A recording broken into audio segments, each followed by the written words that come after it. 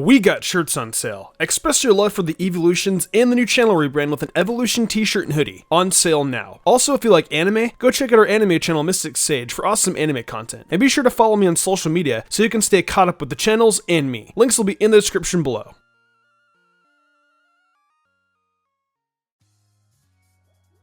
Welcome back to How Good Was a Pokemon in-game. Today, we have Gyarados, a very prominent Pokemon in the series. Before we actually look into how Gyarados was though, let me get into how I will be analyzing it in the games first. I will be taking how well Gyarados does in important battles, such as the rival, evil teams, gym leaders, etc., along with the moves it gets and the game availability. If you guys enjoy this series and want more, let's crush 4,000 likes like always and vote for what Pokemon you guys want in the comments below. Whatever comment gets the most upvotes will be the Pokemon we do next. Anyways, that's all out of the way now. Let's hop into the history of Gyarados from the in-game perspective.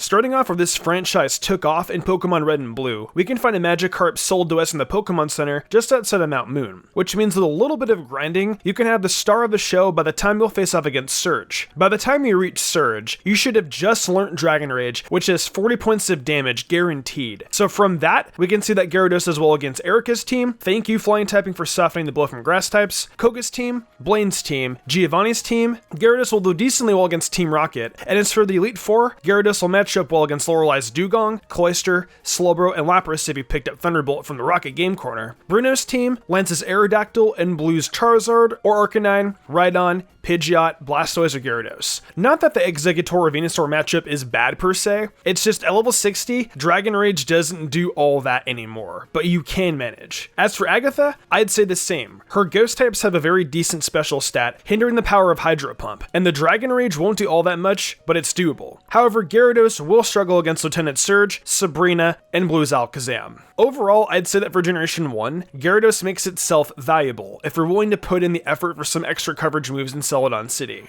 Just across the border from Kanto, we move over to Johto, and down to the Pokemon Center on Route 32, right before Union Cave. By having a chat with this fisherman, he will give you the Old Rod, which can be used on the same route to scoop up our Magikarp for this adventure. However, we won't be around level 20 until Ecruteak City, which means that Gyarados won't have its time to shine until Morty. But from there, Gyarados will do well against Morty's team thanks to Bite being a Dark-type move, Chuck's team will have a heavy hit from Dragon Rage, Jasmine Steelix, the Team Rocket stuff in the Hideout, and in the Goldenrod City Radio Tower, Silver's Sneasel, Golbat, Haunter, and Typhlosion if he has it, Koga's team, Bruno's team except for Hitmonchan, Karen's Murkrow, Gengar, and Houndoom, Lance's Charizard and Aerodactyl, and for Kanto, Gyarados can deal with Lieutenant Surge's Electrodes, they don't have Stab but watch out for Explosion, Janine's team, Missy's Quagsire, Brock's entire team, Blaine's entire team, and Blue's Rhydon, Pidgeot, and Arcanine. Lastly, Gyarados can help deal with Red's Snorlax and Charizard. In Gen 2, Gyarados is most certainly showing again it can do a lot. The early game is much to thank Dragon Rage. I might be overestimating a bit, but with Surf after Ecruteak, Gyarados has a hard-hitting stab attack too. Most certainly a strong Pokemon I think is definitely worth your while. For Gen 2, I approve. In Generation 3, we can get the Old Rod in Dewford Town by speaking to the fisherman right next to the gym. With the bit of switch training, you'll have Gyarados by the time you're facing off against Watson in Mauville City. Obviously, Watson and his electric types are a poor matchup for Gyarados, but from then on out, Gyarados will be useful against Flannery's entire team, Winona's entire team, partly thanks to Intimidate, which was added to this generation, Tate and Liza's Solrock and Lunatone, Olive Wallace or Juan's team if you have Thunderbolt from the Mauville City Game Corner. Gyarados will additionally have a much bigger part in taking down Team Magma than Aqua, thanks to all the Numel and Camerupt they use. But thanks to Thunderbolt, you can deal with the Carvanha and Sharpedo from Team Aqua. In the Elite Four, Gyarados will do well against Sydney's Mightyena, Sharpedo, Shiftry, and Absol, Phoebe's entire team, Glacier's team, Drake's team if you have Ice Beam, which could be picked up at the Abandoned Ship, or in the Mauville Game Corner if you're a gambling man. Against Steven, Gyarados will do well against his entire team except for the Cradilly, thanks to that Grass Rock typing and Ancient Power. Other than that, you have Thunderbolt for Skarmory, Surf for Hydro Pump for Claydol, Aggron and Armaldo, then there's Earthquake for Aggron and Metagross. I would watch out for Thunder from Aggros, and Ancient Power from Armaldo too, but Gyarados looks really good in this match. And that's Hoenn. Of course there is the Wallace Champion medal too, but much like his gym challenge, it's pretty easy to get through. In Hoenn, Gyarados is most certainly proving itself. Now with Intimidate and a more versatile moveset, we're looking at a fierce and strong snake ready to destroy anything in its path except for Wallace and Norman. So for my final verdict in Hoenn, I'd say absolutely worth it. We're not quite done with Gen 3 just yet though. For the remix of Kanto in Fire Red and Leaf Green, just like back in Red and Blue, we can pick up Magikarp just outside of Mount Moon for 500 Pokédollars, and have Gyarados ready to go by the time we reach Vermilion City. Just like in Hoenn with its third gym leader being an electric type user, Gyarados will not have a good time here, and unfortunately it won't do great against Erica either this time around. You can grind in the Rocket Game Corner for Ice Beam, Flamethrower, and Thunderbolt, but this time around, Erica has Giga Drain in all three of her Pokemon and moves like Sleep Powder, Stun Spore, and Poison Powder to hold off Gyarados, which doesn't exactly have the best special attack stat. However, from this point onwards, Gyarados becomes a bit more useful with Intimidate to lower the damage of self-destructs. It can do very well against Koga's team. Sabrina's team is a bit easier to deal with this time around, now that the special stat is split to attack and defense. Blaine's team is still a walk in the park just like Giovanni, and Team Rocket has the same matchup like in Red and Blue too. For the Elite Four, Gyarados can do well against Lorelei's Dugong, Cloyster, and Lapras. All of Bruno's team, although Hitmonchan and Machamp do have Rock Tomb. Agatha's team is simple enough, thankfully Ghost is physical in Gen 3, and all of Lance's team if you work for the Ice Beam in Celadon City, or the Blizzard TM which can be found in the Pokemon Mansion. Lastly, against Blue, Gyarados will have a good matchup against all of Blue's team, considering the moveset Surf, Ice Beam / Blizzard, Thunderbolt, and Earthquake. For the remakes, things do become a bit rougher for Gyarados, but where some doors close, others open, and I still think that Gyarados is a solid Pokemon, but in the remix of Gen 1, I believe there are better options for a Water type. Let's traverse over to a new region and take a look at how Gyarados does in Sinnoh. Of course, we first need to locate the Magikarp we'll be playing with, and to get that, we found the old route in Jubilife City from a fisherman in the gate out to Route 218, pick it up, and head to Route 218 and catch a Magikarp. Like most regions, I'd say we'll probably have Gyarados by the time we reach the third gym, which means Maylene. And honestly, that gym is very 50-50. Maylene has Rock Tomb on her Machoke, which makes things a little bit difficult, and the best move you have to hit her with is Dragon Rage. But from that point onwards, things should ease up a bit. Gyarados from this point forward will do well against Fantina and Diamond and Pearl, Byron, Candace, Aaron, Bertha, Flint, and Lucian. With this gen, Gyarados first of all has physical water moves to utilize, such as Waterfall, and at level 44, right before Volcaner, you learn Dragon Dance, a great move that raises both attack and speed by one stage. The fact that Gyarados has access to Dragon Dance actually allows Gyarados to be a proper threat to Cynthia's team, taking advantage of the Spirit Tomb to set up a Dragon Dance, then having moves like Ice Fang, Earthquake, and Waterfall that will help knock Cynthia off her feet with what should be little trouble. Against Team Galactic, Gyarados will be neutral. Nothing too much to concern yourself with, but nothing that Gyarados does exceptionally well against either, besides the Crobats and Cyrus's Honchkrow thanks to Ice Fang. Overall, I'd say Gyarados does a very good job in Generation 4, especially with the addition of physical water type attacks. It is most certainly proving itself, and I would give it the seal of approval in this gen, hands down. Back to Johto and Pokemon Heart Gold and Soul Silver, we get the old route on Route 32 from the Fisherman inside the Pokemon Center, and Gyarados will be ready for use by the time we take on Morty in Ecruteak City. In this generation, like the last time we looked at this matchup, Bite, which was learned upon evolution, is a Dark-type move, but more importantly in the Gen 4 remakes, that Dark-type move is now physical, giving Gyarados a nice edge against Morty's Ghost types. Onwards from there, Gyarados is really well against Jasmine's Steelix, Price's team, Claire's 2 Dragonair, Silver's entire team if he has Typhlosion. Gyarados should outspeed Magneton and is able to take it out with Earthquake, which can be found right before the battle versus Silver. Will's 2 Xatu and Exeggutor will be swiftly dealt with thanks to Ice Fang. Koga's entire team, Bruno's Hitmontop and Hitmonlee, Karen's Murkrow, Vileplume, and Houndoom. You can beat the whole team if you use Dragon Dance against her Umbreon and avoid Confuse Ray. Lastly, there is Lance, where Gyarados will do well against Aerodactyl, Charizard, and at least 2 of the 3 Dragonite. Just avoid the Thunder one. Ice Fang and Waterfall really make things difficult for our Dragon Master. From the Elite 4, back to the Kanto region, Gyarados does well against Sabrina's team, Erica's team, Missy's Quagsire, Janine's team, Brock's team, Blaine's team, and Blue's Exeggutor, Arcanine, Rhydon, and Pidgeot. And of course, lest we not forget atop the peak of Mount Silver, in the battle against Red, Gyarados will do well against his Snorlax, Venusaur, and Charizard. Overall, the addition to Gyarados' move pool in Generation 4, with the addition of proper physical special split for moves, makes Gyarados a much more threatening Pokemon this time around. I would absolutely give Gyarados a seal of approval in Pokemon Heart Gold and Soul Silver. In Generation 5, Gyarados is unfortunately locked behind post-game content, but if you don't count the story over until you beat Alder, you can get a Magikarp at the Marvelous Bridge, train it up, and bring Gyarados to the rematches, where it will do well against Grimsey's Liepard, Honchkrow, Crocodile, Houndoom, and Bisharp, Marshall's Lucario, and Mienshao, Chantel's entire team, although I look out for Thunder from Drifloon, Caitlyn's Sigilith, Gallade, and Metagross, and Alder's entire team except for Buffalon.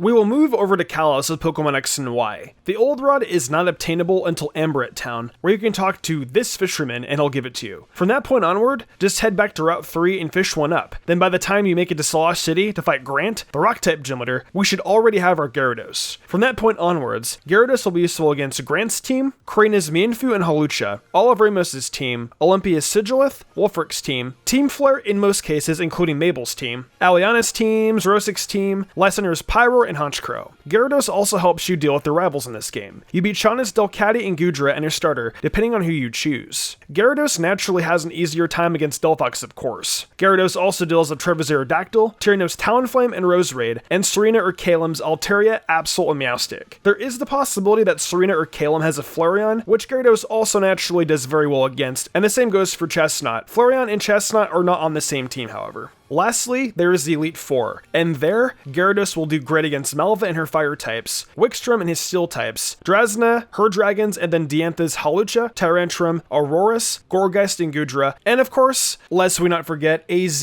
where Gyarados does well against his Torkoal, Golurk, and Sigilith. For Kalos, Gyarados has a lot of great matchups and absolutely is worth a pickup. Big thumbs up in this region.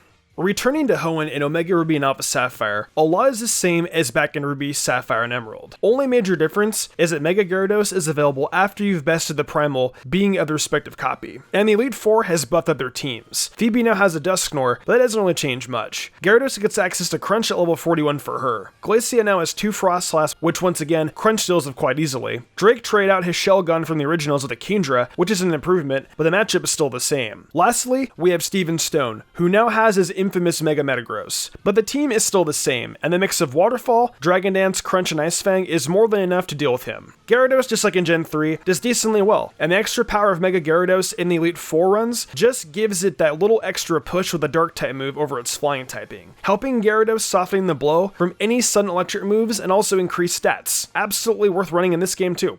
From the beautiful Hoenn region to the tropical Alola, we can find Magikarp while fishing on Route 7 between levels 10 to 19. So Gyarados could be right around the corner, or you could SOS chain for Magikarp and hope that Gyarados comes to the rescue for a quicker pickup, which means it will be ready for Lana's Trial and Totem Wishy-Washy. Not that it helps much in this battle at the current level. By the time we reach Kiawe's Trial, Gyarados doesn't have any spectacular water moves unless we picked up Scald while we were at Lana's Trial. That helps a lot with Kiawe's Totem Salazzle. The next trial is the one I found the hardest, being Totem Lurantis, and with that Solar Blade, I don't think Gyarados is going to help much here either. As for the grand trial against Kahuna Olivia, Gyarados has a relatively good time, especially with Water EMZ Hydro Vortex available coming from either Scald or Aquatail if you overleveled a little bit. Assuming you're on par with Olivia, however, Scald will do just fine against her team. Gyarados also does well against Kahuna Nanu Sableye and Krokorok, Totem Komodo, Kahuna Hapu, Hal's potential Flareon, his Kamala, and his potential Decidueye or Incineroar, Elite Four Hala's entire team, Olivia's entire team, Ace Rola's entire team, Kahili's entire team, and Kukui's Ninetales, Braviary, Snorlax, and potential Incineroar and Decidueye. On top of all that I know, I skipped the Team Skull and Aether Paradise stuff, but Gyarados does pretty well there too. Gyarados takes care of Plumeria's team, Guzma's team, Gladian's Crobat, Lucario, and Savali if it's Fire or Grass type, Faba's entire team, Lucimene's Clefable, Lilligant, Mismagius, and Beware. In Sun and Moon, Gyarados surprisingly picks itself up after a very rough start, but that's the story of Gyarados, isn't it?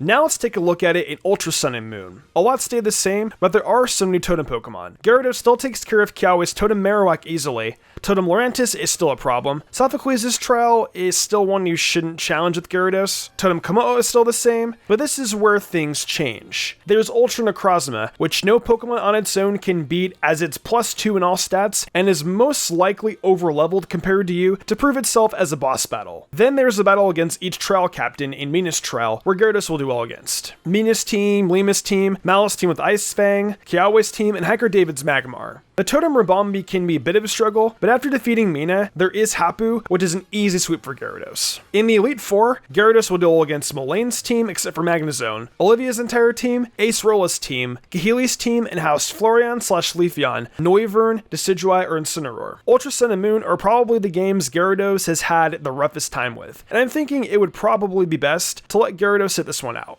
And Let's Go Pikachu and Eevee, Gyarados has all the same advantages as it did back in Fire Red and Leaf Green, except for the fact that it has no ability, and in that place it now has proper physical and special moves. So Gyarados will perform just as well as it did in Gens 1 and 3, if not better. Gyarados is absolutely worth it in Let's Go Pikachu and Eevee. And finally, to the most recent entry in the franchise, we have Pokemon Sword and Shield. Seeing as you can fish right off the bat, we can find a Magikarp between levels 4 and 6 on Route 2, which we will train up to a Gyarados, which will accompany us throughout Galar, and we'll have it by the time we face off against Nessa. And what a showdown it will be between Dynamax Gyarados and Dynamax Dreadnought. Max Geyser from Waterfall, available at level 21, is going to make Gyarados pack a punch. Onwards, Gyarados is going to do well against Kabu's team, Bee's team if you set up a Dragon Dance, Alistair's team with Crunch and Max Darkness, Opal's team, Gordy's team, Pierce's team, Raihan's Gigalith, Flygon and Sandaconda, Oleana's Frostlass, Serena and Salazzle, Chairman Rose's Ex-Cavalier, Persiker and Caparajah, Marnie's Liepard, Scrafty and Grimmsnarl, Hop's Dubwool, Corviknight, Snorlax and Cinderace if he has that, Beed's entire team, Nessa's Dreadnought, Bee's entire team, Alistair's entire team, Raihan's Torkoal, Gudra, Turtonator and Flygon, and Leon's Aegislash, and Dragapult, just watch out for Thunderbolt. It's a good thing Dragon Ants can use Aegislash as a setup target. And finally, Gyarados as well against Leon's Haxorus, Rhyperior if he has that, assuming Hop is Cinderace, then Leon will have Rhyperior, and of course, Leon's well-known Charizard. Gyarados is a phenomenal Pokemon all around, with just enough versatility to put most Pokemon in front of it down. And if your opponent leads with something a bit too defensive, Gyarados gets a free Dragon Dance. Absolutely worth it in Galar too. And that wraps up all the regions, and other than Ultra Sun and Moon, Gyarados gets a thumbs up from me. For my final verdict on how Gyarados was in-game, pretty dang good. But what do you think? Feel free to let me know in the comment section below, and while you're there, feel free to suggest which Pokemon I should analyze next for this series. Remember, the Pokemon that gets the most upvotes in the comment section will be the next Pokemon that we do. Also, let's be sure to hit 4,000 likes just like last time. I hope you guys have been really enjoying this series as I have been enjoying putting these together. Overall though guys, thank you so much for watching and I will see you guys again real soon. If you enjoyed the video, why not leave a like and subscribe to my channel with notifications on, that way you never miss an upload. If you want to support me further, consider following my Twitch where I stream a lot of Pokemon content and all kinds of other Nintendo content like Zelda, Fire Emblem and much more. Also, I've been reviewing every episode of My Hero Academia Season 4 over on MysticSage, so head over there if you're into that too. I would love that a lot. Want to support me further in game called Perks? Check out my Patreon. Daniel Leone, Lady Crimson, Memory Martin, The Lazy Leo, Matthew Young, Awesome Lego, Jarrett Weez Austin, Sodden Grider, Nigma97, and Kermit117 did, and I wanted to thank them personally for going above and beyond. It means the world to me. I think I'm gonna wrap this up though. I'm Mr. Gumbrand, and I will see you in the future for more awesome Pokemon content.